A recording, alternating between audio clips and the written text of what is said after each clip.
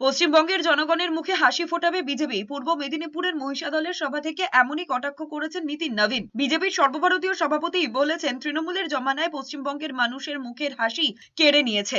তবে বিজেপি ক্ষমতায় আসলে বাংলার মানুষের মুখের হাসি, সুখ, সমৃদ্ধি সবকিছু ফিরে পাবে।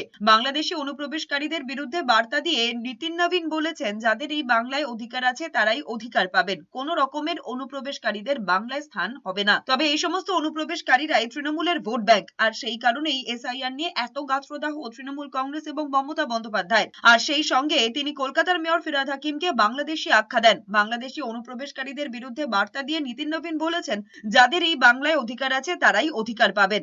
जो बांग्लादेशी घुसपैठियों को जिस प्रकार से यहाँ बसाने का प्रयास किया जा रहा है, हम निश्चित रूप से उनको डिलीट भी करेंगे, डिमोट भी करेंगे और डिपार्ट भी करेंगे। यानी यहाँ के लोगों को ही उसका हक मिले, इसकी चिंता हमारी सरकार करेगी। मित्रों,